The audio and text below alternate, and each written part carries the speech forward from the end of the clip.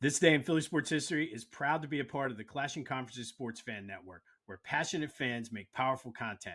Check out theclashingconferences.com and join the squad today.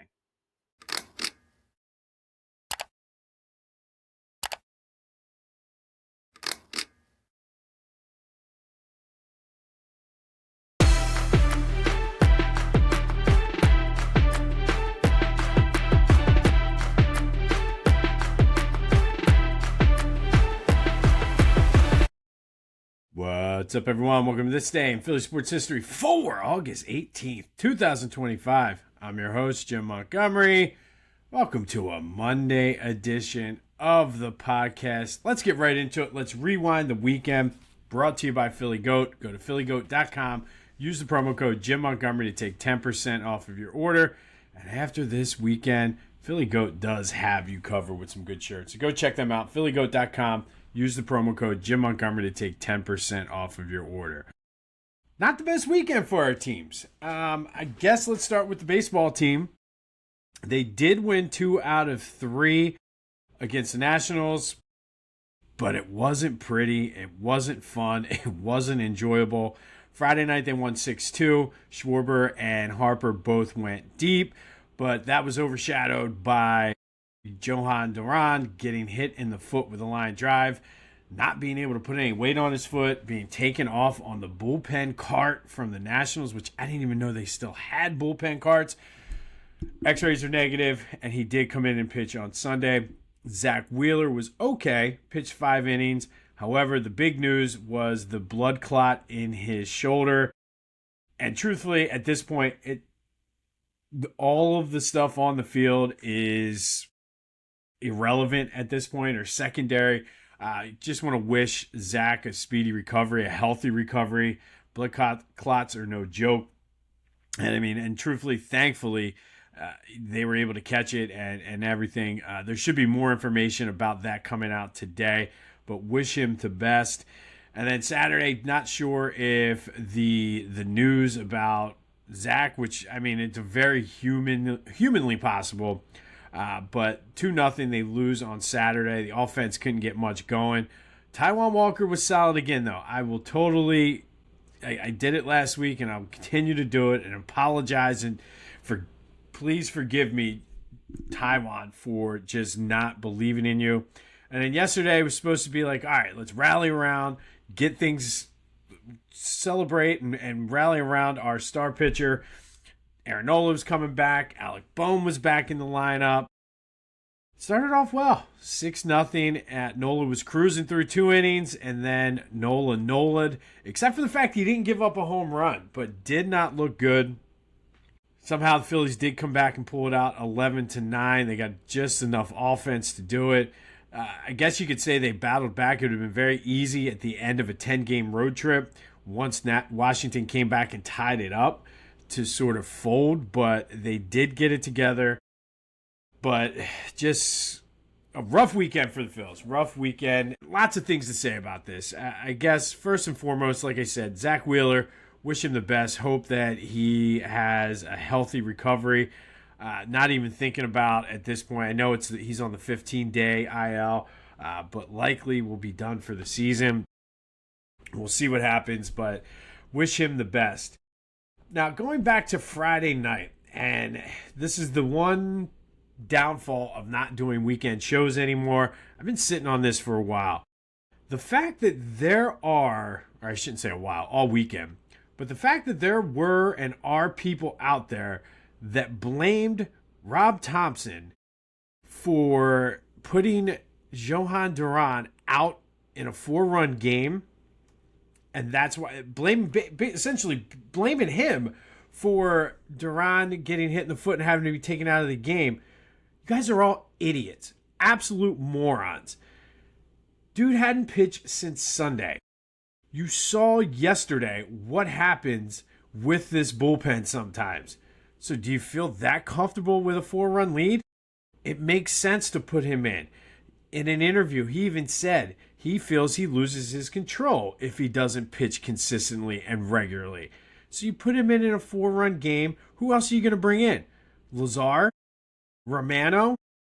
And I guarantee you, same idiot morons out there that blame Rob Thompson and probably shouldn't be doing this. If you're one of the listeners out there that believe this, I apologize, but your take and your opinion is idiotic, because you would be the same people that, oh, why are you putting Romano in? Why didn't you put Duran in? He didn't pitch since Sunday. Thompson, like, just admit that you hate Rob Thompson, and that is why you blamed him. But to blame him for putting your closer in a non-save situation 5 days since he last pitched, and then he takes a freak line ball off the foot, come on. Like, that, you can't put that on the manager. And listen, I've been critical of Rob Thompson a lot. I think there are times where he doesn't make the right decision, or he's too late to make a decision. He's too stuck on his platoon, righty versus lefty, all of that stuff. That's valid. But to give Rob Thompson crap for putting Duran in a 4-run game, which we've seen what this bullpen is capable of, it's not like we have like a star-studded, lockdown back end of the bullpen. It's just idiotic. And I'm more than welcome. Hit me up on the Back to the Future voice and text line if you're in the this is Rob Thompson's fault, because I would love to have a conversation with you, because I don't understand it. Like, I think we micromanage this team too much. We eagle-fy it, like I said. And dude hadn't pitched. It was a freak injury. And you see what we're working with the rest of the bullpen. So just not a smart take by anybody who blames Rob Thompson for the line drive off of Duran. That's like blaming, I don't even know. I don't know. But moving forward, I don't know what this means for the 6-man rotation. I don't know what it means for Andrew Painter.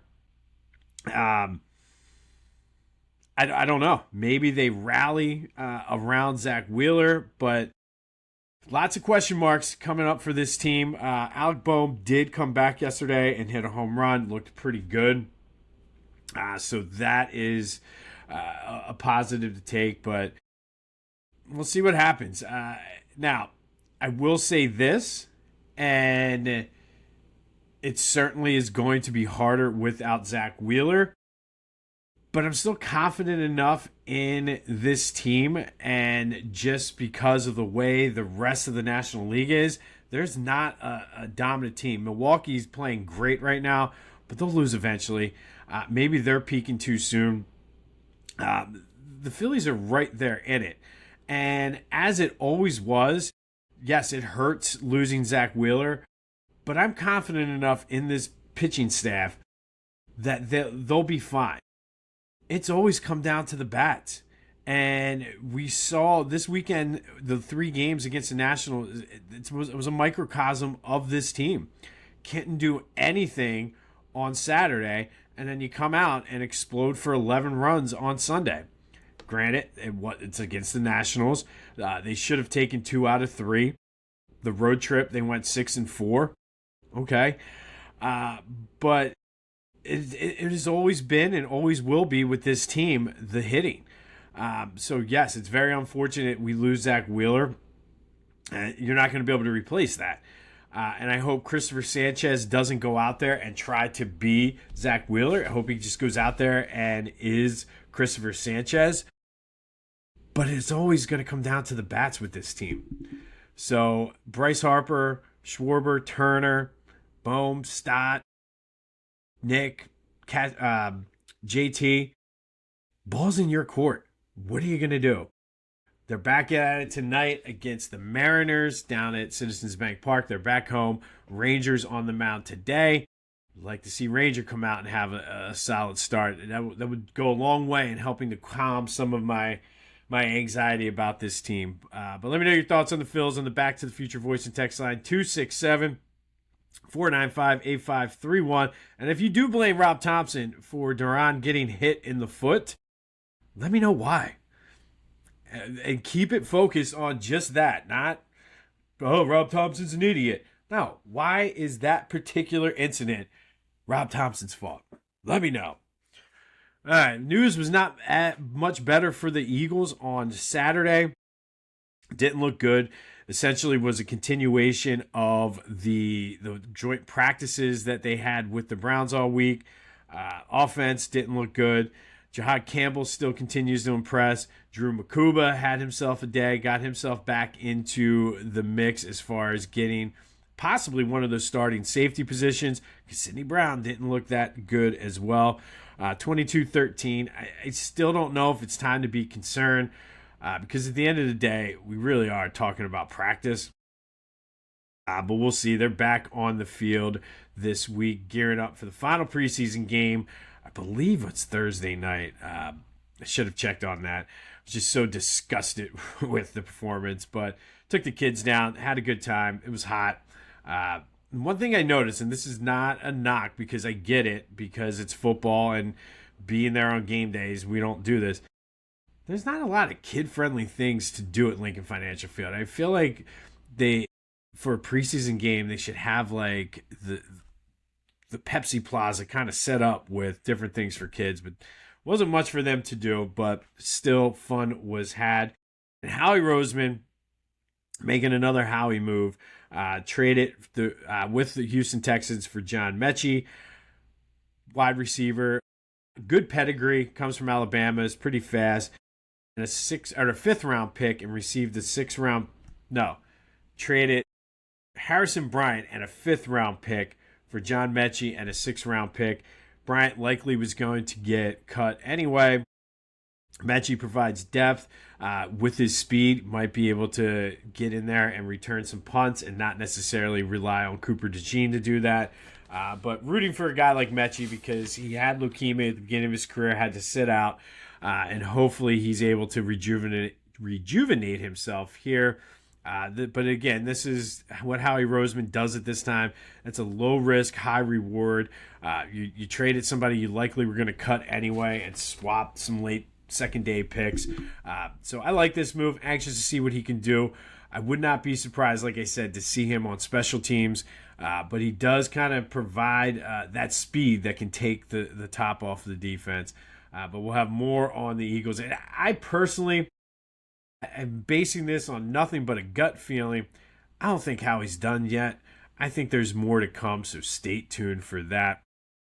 The Union had another rough one. They lose to the New York Red Bulls 1-0. Dropped to second in the Eastern Conference MLS standings. There are 7 games left, plus the U.S. Open Cup games they have with the semifinals against Nashville. So it's crunch time for the Union. Look like they're pretty much, barring an absolute catastrophe, a lock to make the MLS playoffs, but would like to win the Supporters' Shield. Let's get it together this week. They're off until Saturday. Glenmore Eagles, magical Little League World Series run ended with a 3-2 loss on Friday night against or I guess it was Saturday night. Yeah, was it? Either way, their magical. It was Saturday night. As they lose 3-2 to Illinois. They had a 3-run third inning. It was their downfall. It was a difference, but they definitely showed some fight. And once you get up to that level, man, the teams are good. But shout out and congratulations on a great season to the Glenmore Eagles. Little League on a great run to the Little League World Series. And I did see them giving Pete Alonso the business at the Little League, whatever they call it, Classic, after he struck out. So way to go, boys. Way to make us proud here in Philly. All right, and that's what happened over the weekend. What happened on this day, or over the weekend, in Philly sports history? Well, on August 16th, back in 2022, Phillies win their 10,000th game in team history with an 11-4 win over the Reds. Counting yesterday's game, they now have 10,278 wins all time. Then in 2011, down at Citizens Bank Park, the Harry Kalas statue out in left field was unveiled. Then on August 17th, talk about bad luck. In 1957, Richie Ashburn hit Alice Roth with a foul ball not once, but twice in the same at-bat. The first one hit her in the nose, and as she was getting taken out on a stretcher, hit another foul ball and hit her as they were carrying her out. Can't make this stuff up. The ultimate, she should have played the lottery that day. But to his credit, he did visit her in the hospital, became very friendly. Her son was into baseball, so I guess something good came out of that. But poor Alice got hit with a foul ball, not once, but twice off the bat of Richie Ashburn on this day in 1957. 2001, Philly hosted the Summer X Games. It was the first time it was outside of L.A. And then 1985, Juan Samuel, Glenn Wilson, and Mike Schmidt went back to back to back with home runs to helping tie a team record with 6 home runs. For those keeping score at home, team record is 7, set in 98, 2018, and 2021.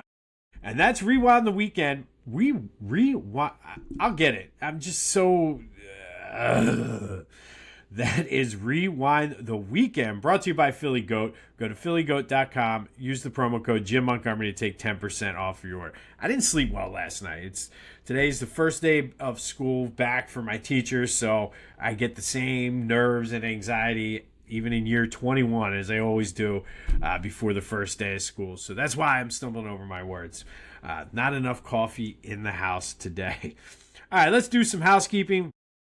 First and foremost, be sure to follow me on social media, Jimbo_Mont on Twitter and TikTok, on Instagram at PhillyJimbo. Subscribe to the YouTube channel, Jimbo_Mont, and continue to spread the word as we grow this thing. Don't forget, if you didn't listen on Friday, check out Fridays with AI. We've been doing the top 5 for the first 25. Said, you know what, let's see what the next 25, and had AI make some predictions for the next 25 years. Got so excited about the future of Philly sports. Forgot to do a question of the day and trivia on Friday, so I do apologize for that. In pregame show, going to hopefully get the details out to you probably next week. I'm going to Penn State tonight for work, so probably won't be until later this week, but stay tuned for details about the Eagles pregame show we will be doing as well. And kind of a personal plea or request for help, I guess you could say. Looking for a new Eagles tailgate. We, our guy that we've been with for years has retired. So looking for a good tailgate spot, anywhere between 5 and 20 guys, depending on the day. Helped get a lot of people over to that other tailgate over the years. So we're looking, and essentially we're looking to just pay and play. No, not looking to bring any food down. More than willing to pay to have somebody do it. But if you know any good tailgates, or you run one, or have any leads, hit me up and let me know. But looking for a tailgate spot for this season. Whether you're coaching Little League, crushing your fantasy league, or just rolling up to a bachelor party like a Philly legend, Lotwin Custom Hype Chains bring the energy. Fully customizable, totally unforgettable, and guaranteed to turn you into the MVP of the moment. Great for teams, groomsmen, or anyone who wants to show off with some serious swagger. Go to Lotwin.com, use the promo code TCCPOD, and get 10% off your own custom hype chain. Lotwin, let's get hyped together. Hey, if you give us a good tailgate spot, maybe I'll get you a custom hype chain from Lotwin. But let's get into the top 5 of the first 25 years of the century. And lots of good feedback yesterday or over the weekend about the Sixers. And man, people agreed. It was brutal. Jim, Matt from Fort Washington here. Listen, man, I really appreciate what you were trying to do with that top 5 Sixers moments list since 2000. But dear God, was that depressing. I mean, the fact that, like, you needed somebody to tear their ACL and that got in the top 5. I mean, that's so brutal. Here's the question. Would you have even watched the Sixers the last 25 years if you knew that was the top 5? Question of the day. I'm still not sure if I would have. I mean, it was hard. It was tough. And it's tough being a Sixers fan. So I agree, Matt. Like, there's not much... There wasn't much to choose from, and you're right. I mean, I almost felt bad including that 2022 upset over the Bulls because it wasn't a legitimate 8 seed knocking off a 1 seed. It was a combination of Derrick Rose and Joakim Noah. But, hence the life of a Sixers fan. But we're going to be a little bit more positive today. We have the Eagles today. Lots of big moments in Eagles history since the year 2000. Some honorable mentions, and these are all big moments that didn't even make the list. Brian Westbrook saving the season with the punt return against the Giants in 2003. Nick Foles throwing for 7 touchdowns out in Oakland. The double doink out in Chicago. The 2017 NFC Championship game against the Vikings with the flea flicker and Patrick Robinson returning the pick 6. Of course, Super Bowl 39, the first time many of us in our lifetime were able to see the Eagles in the Super Bowl, despite the fact it didn't work out that well. At least for the first half, it was tied 14-14. All right, so what made the list? Let's start with number 5, and one of the all-time great moments. Deshaun Jackson completes the ridiculous comeback up in the Meadowlands with a punt return, walk-off punt return, where he bobbled it, and it looked like, oh, God, here we go. All that comeback for nothing, but was able to weave through the defense and then had the wherewithal to run along the goal line and let the clock run out. Eagles walk it off to beat the Giants in 2010. Michael Vick led the huge comeback there, but D-Jax put the icing on the cake on that one. Number 4, I was in the house for this one. 4th and 26 against the Packers in the 2003 playoffs. Just ridiculous. We're like, all right, the NFC Championship game streak is over. And then the unlikeliest of heroes, Freddie Mitchell, catches the ball for the first down from Donovan and then said, I would like to thank my hands for being so great. Number 3, another one I was in the house for, the finally moment, the 2004 NFC Championship game in the cold against the Falcons. The Eagles finally got over the hump. Brian Dawkins running down, picking up the pylon, spiking it, saying hallelujah. Great moment to finally get that monkey off of our backs and get to our first Super Bowl. Number 2, don't have to go back far for this one. Super Bowl 59, belt to ass against the Chiefs. I never in my wildest dreams would I have expected the Eagles to blow somebody out in the Super Bowl. But up there is the number 2 moment in Eagles history since 2000. And then number 1, everybody should know this, Super Bowl 52. You always remember your first, and what a moment, what a time, what a story, what a game. That game, I think, perfectly symbolized my entire life as an Eagles fan. It was up, down, nervous. Oh my goodness, it's over. Wait, is there a penalty? So it was perfect. But Super Bowl 52 is the number 1 moment in Eagles history since 2000. What are your thoughts? Who's too high? Who's too low? Did I miss any?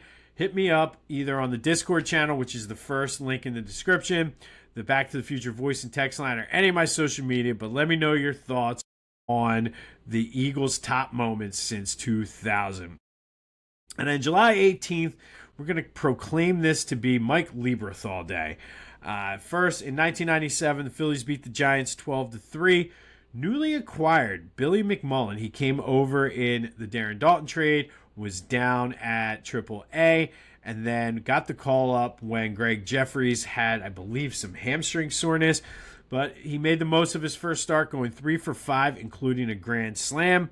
Mike Lieberthal also went 2 for 4, hit a grand slam. Matt Beach was on the mound that day, 7 innings pitched, 3 hits, 1 earned run, struck out 5.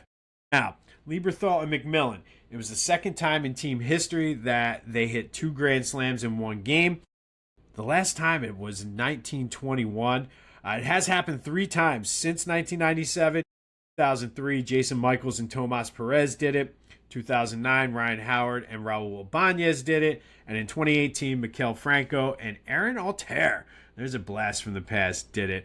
But on this day in 97, it was Mike Lieberthal and Billy McMillan hitting grand slams in a 12-3 win over the Giants for the Phils.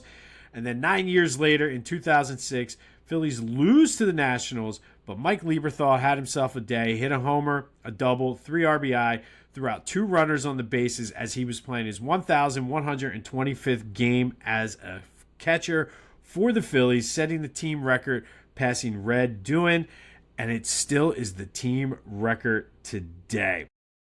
So July 18th, or I'm sorry, not July, it's August. I told you, this back to school thing has me all messed up. August 18th is Mike Lieberthal Day. 1997 hits a grand slam. 2006 plays in his 1125th game, most ever as a Phillies catcher. We'll get it right, I promise. Hopefully AI can edit that to the right date. Told you I'm on fire too, man. The whole Rob Thompson blame for Duran had me fired up all weekend. That does lead to today's trivia question. Who, excuse me, who are the top 5 players as a catcher, or who's hit the most home runs by the Phillies as a catcher? And give me the top 5. Let's make it fun. So which catcher has the most home runs for the Phillies in team history? Hit me up anywhere you can to get that answer in. And then the question of the day. Can the Phillies, I can't get anything right today. Sheesh. It happens. But can the Phillies survive Zach Wheeler being out for the rest of the season if that is what it takes? I think they can, and it always was and always is going to come down to the hitting. But let me know that for the question of the day. Can they survive without Zach Wheeler? Be sure to check out Beach Caddy. School's starting, but it's still not too late to take a trip to the Jersey Shore. They got you covered. Use the promo code Jimbo, 15% off your move-in, move-out, as well as beach cart rentals. Even if you're going down for the day, rent a beach cart and let them take the stress out of it. Be sure to like, subscribe, review, comment, all that other good stuff. All of that helps outsmart the algorithm. As I mentioned, I'll be in Penn State tomorrow. Likely the lighting will be off. Sound, hopefully with the new studio, the sound should be good. But I promise I will be better tomorrow. Too many mistakes today. But let me know your thoughts on anything we talked about today. A lot went down. Not all of it, or most of it, not very good for our Philly teams over the weekend. So let me know your thoughts. And you know what? Maybe we just need to have a vent session. We haven't had these in a while. And just get it off your chest. It'll be therapy for all of us. Get it off your chest. Just let it flow, and we will get through this together. This has been This Day in Philly Sports History for August 18th, 2025. My name is Jim Montgomery. Go have yourselves a Monday, and until next time, I'll see you when I see you.